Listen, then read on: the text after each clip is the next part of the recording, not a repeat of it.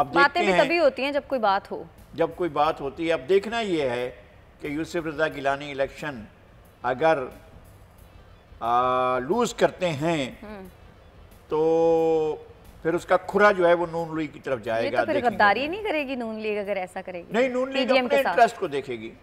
نون league اپنے interest کو ظاہر ہے، ان کا لیڈر آف اپوزیشن باہر آ رہا ہے. اگر کل میاں نواز شریف واپس آ جائیں، کل سیاست کے لیے ان کے دروازے کھول دیے جائیں، شہباز شریف کی بھی رہائی ہو جائے اور اس طرح سے ہو جائے، تو یہ جو سنا جاتا ہے نا کہ نون لیگ سے اسٹیبلشمنٹ پھر بھی اپنا راضی نامہ کر سکتی ہے لیکن بھٹوز پر جو ہے ان کا نہیں ہوتا ہے، تو یہ ایک تاثر یہ بھی ہے.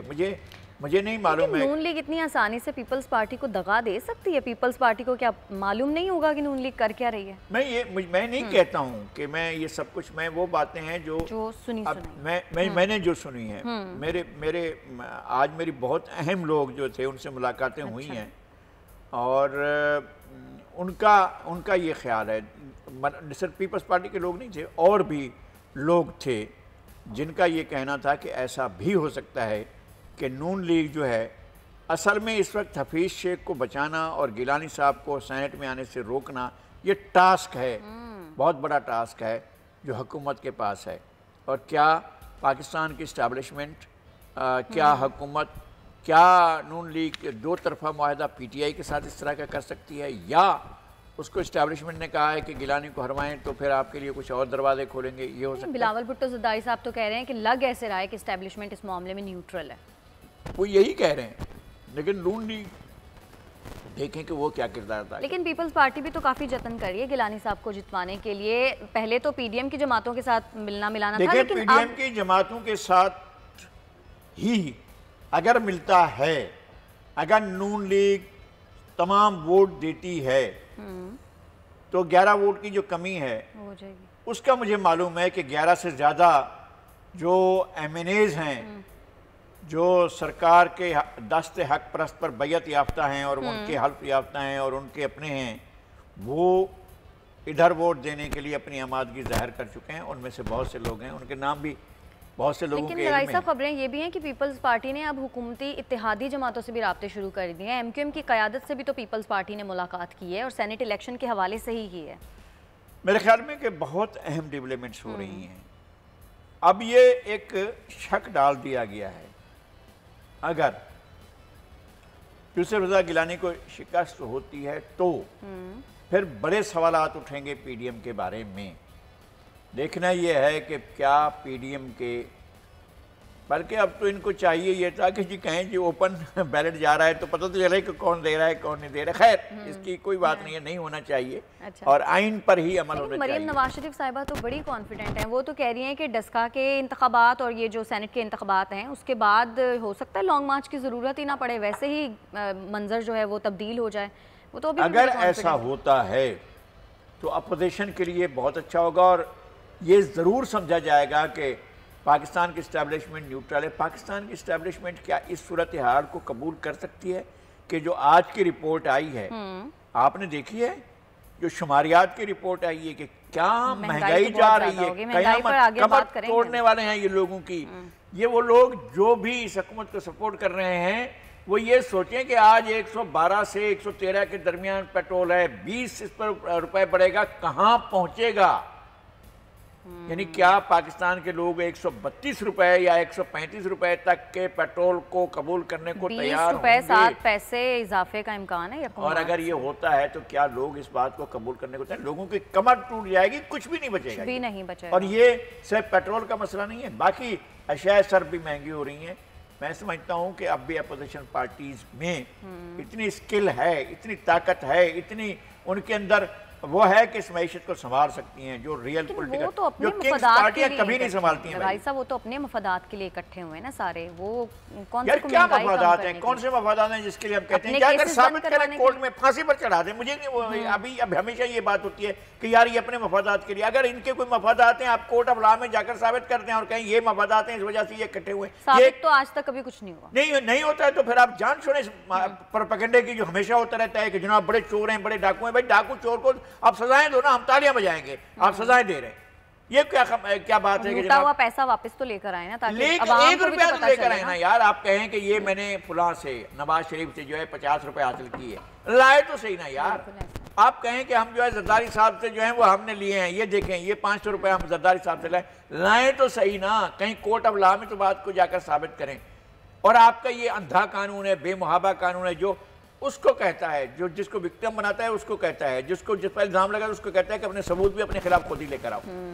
اس کے باوجود بھی یہ ثابت نہیں کر سکتے ہیں، کچھ بھی ثابت نہیں ہوا. کیا جے آئی ٹی بنائی تھی؟ کیا جے آئی ٹی نے جو ہے ثابت، کون سی منی ٹریل پیش کرتی تھی جے آئی ٹی نے؟ بڑے آئے تھے ہمارے ایک زیاد صاحب جو تھے، کیا کیا تھا انہوں نے؟ کون سی منی ٹریل لائے تھے کہ کیسے پیسہ پاکستان سے دبئی، دبئی سے قطر، قطر سے سعودی عرب، سعودی عرب سے لندن پہنچا، لندن میں جا کر ایمن فیلڈ اپارٹمنٹس لیے تھے. کوئی منی ٹریل ہے ان کے پاس؟ سب کچھ کہہ دیا. اور سزاؤں کے اوپر جو ہائی کورٹ، اسلام آباد ہائی کورٹ کے آبزرویشن ہے وہ بھی دیکھ لیں. انہوں نے سزا سسپینڈ کی ہے نواز شریف کی. اور دوسرا جو کیس ہے وہ ابھی تک اس میں ضمانت پر بھی تھے اور اس کے اوپر بہت سے سوالات موجود ہیں. اور سپیریئر جوڈیشری میں جائے گا معاملہ تو اس کا کیا نتیجہ ہوگا؟ میں کہتا ہوں کہ آ کر نواز شریف اگر سنبھالتے ہیں، میں سیناریو دے رہا ہوں، شہباز شریف سنبھالتے ہیں، آصف علی زرداری سنبھالتے ہیں، یوسف اللہ گیلانی سنبھالتے ہیں، کوئی بھی سنبھالتے ہیں، پاکستان اس موجودہ صورتحال میں نہیں رہے گا بھائی، اس سے بہتر صورتحال میں چلا جائے گا. لیکن کبھی ایسا ہوا نہیں ہے کہ مہنگائی جو بڑھ گئی ہو وہ کم بھی ہوتی ہے؟ اب جتنی بڑھ گئی آپ کو پتہ ہے لوگوں کی قوت خرید بڑھاتی ہیں حکومتیں.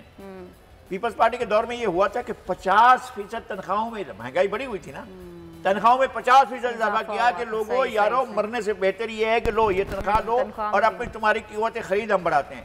لوگوں کو نچلی سطح پر جا کر دیا کہ بے نظیر انکم سپورٹ کا پروگرام لائے اور جا کر لوگوں کو دیا. اس وقت 1000 تھا، 1000 کے معنی تھے، کچھ معنی بھی تھے اس کے.